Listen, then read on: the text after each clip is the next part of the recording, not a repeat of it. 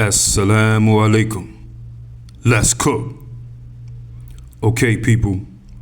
This story here is one that I think that our people should know about. A never forget story. This is about a sister by the name of Lillie Belle Allen, okay? And this story right here gives some insight on the history of black people in America. Very tragic story. Lillie Belle Allen. Now, Lillie Belle Allen is a black woman. She's from Aiken, South Carolina. And she got caught up in the middle of a race riot between her people in York, Pennsylvania and the white community. She's not from York, Pennsylvania. She's from Aiken, South Carolina, but she was traveling up to York, Pennsylvania to visit some of her relatives. And she got caught in the middle of a race war. And she was executed by a white mob. A group of careless thugs, mayo monsters, and knuckle-dragging beasts. Lillie Belle Allen, 27-year-old dedicated mother. They said that she was a great person. Now, this went down on the evening of July 21st, 1969, not that long ago. She was riding up through the city of York, Pennsylvania. Now, York is about 2 hours from Philadelphia, not far from Harrisburg, Pennsylvania, if you know that area. It's one of those areas where the Pennsylvania Dutch are at real heavy, okay? So Lillie Belle Allen is traveling through that area, okay, to visit family in July of 1969. But she drove right into a race riot. Right into a race riot. Now, at this time, like many American cities during the civil rights era, York, Pennsylvania was deeply divided by race. Black residents are being oppressed. They complained of discrimination, police brutality, unequal treatment.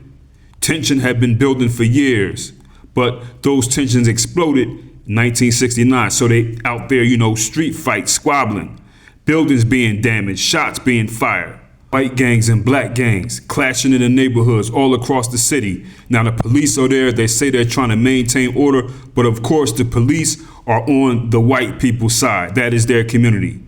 So this whole city is a battlefield. And of course, like all race riots in American history, race riots usually come as a response to black people being tired of being oppressed by the white community. Race riots are always in response to the continued white community oppression, Satanism, evil things, okay? White people start all these race riots. It just gets to a point where black people can't take it anymore and they explode. That's American history. Now, on this day, July 21st, 1969, Lillie Belle Allen, she's in her car. She's got relatives in the car. They're looking for a grocery store, so they're driving through, okay? They enter the area where there's a bunch of armed white guys out there, an armed white gang. Now, members of these gangs, the name of these gangs were the Newberry Street Boys and the Girarders, okay? They're in the neighborhood, they're standing out there, shotguns, rifles, mobbed up. So Lillie Belle Allen in this car with her family, they realize they're in danger. So when they see these white people, they try to turn around, but the vehicle stalled. The vehicle stopped, so they're trapped. So these armed white men, more and more coming out on porches, on rooftops, coming out, looking out of windows, aiming. So they're in this car, scared to death. Lillie Belle Allen's family members start praying to God. You know what I'm saying? So Lillie Belle Allen decided, I got to do something. So she gets out the vehicle, right? She gets out the vehicle and she yells, please don't shoot. She raises her hands in the air. She said, please, please don't shoot. Them white men didn't care. They let them shots go. They have bullets flying from every direction. More than 100 rounds were fired at Lillie Belle Allen, okay? She was struck multiple times. She collapses. Her family's in the car praying and screaming and crying. Lillie Belle Allen is dead. Condolences to the family of Lillie Belle Allen, her children. They may be on YouTube, her grandchildren. Condolences to you all. So after Lillie Belle Allen was killed, the news spread. The city is already in chaos, but the news spread of what happened. An innocent woman had been murdered in the middle of this racial conflict. The next day, the Pennsylvania governor, somebody by the name of Raymond Schaefer, he declared it a state of emergency. The next day, they have the National Guard troops coming into York, Pennsylvania. curfews are imposed. Then the violence subsided. But this murder of this black woman who was innocent, Lillie Belle Allen, remained unsolved. Nothing. When these men did this, silence, they got that off, people. Everybody knows who did it, though. For more than 30 years, nothing came out. Nobody was held accountable for the death of Lillie Belle Allen. More than 30 years. The witnesses stayed silent. Evidence disappeared. White community Pale Voltron in full effect. They claimed that these people did a full investigation and tried to find the people who did this to Lillie Belle Allen, but we know better. They didn't. Witnesses refused to cooperate. They also feared retaliation. The white people who actually knew something and wanted to say something, white people don't play around like that. You know what I'm saying? With other white people, look, you're going to say something, we're going to get you up out of here. Then you got other people protecting their friends, their family. They know who did this. Years passed, decades passed. Murder file just gathering dust. These white people got away with doing this to Lillie Belle Allen. Now, fast forward to the late 90s. The late 90s, people.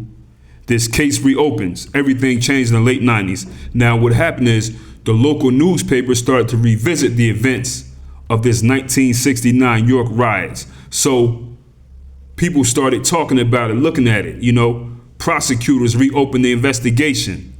Witnesses started to talk. There was a former gang member who was out there with the people who did this to Lillie Belle Allen. One of those white gang members. He was facing terminal illness.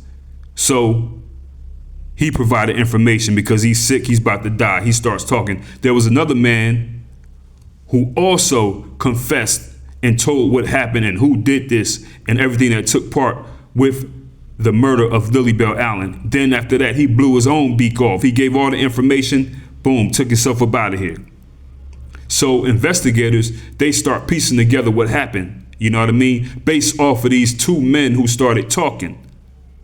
So now this investigation gets deeper. It reaches the highest levels of the city government. Check who they snatch up, people.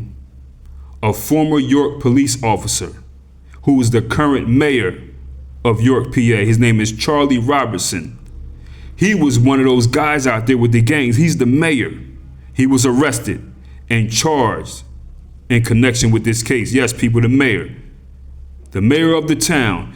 He was out there. He was part of the gangs that killed Lillie Belle Allen. He denied any criminal wrongdoing, but of course, he was there. He was part of it. He was acquitted.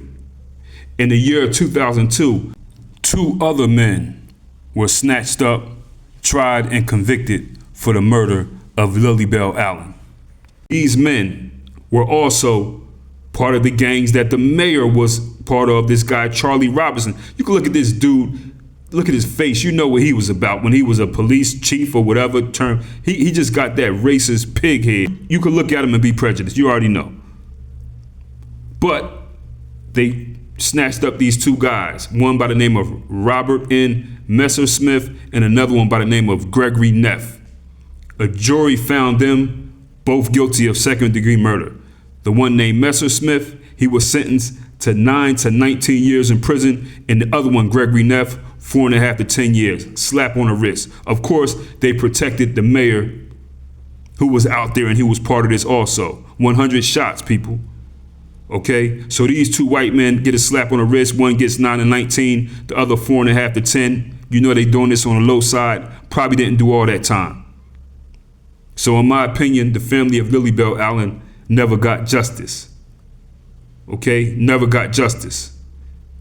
So people, this is a story that a lot of us don't know about, never heard of, especially people on the East Coast, very close to you, not far, Philadelphia, if that's where you're from. But regardless of where you're from, we should know these stories about our peoples when these things happen. You know what I mean? The mayor, people. This guy went on to be the head of police and all this other stuff. And the mayor was responsible for this. A thug. People, get in the comments. Let me know what you know about this anyway. Easy.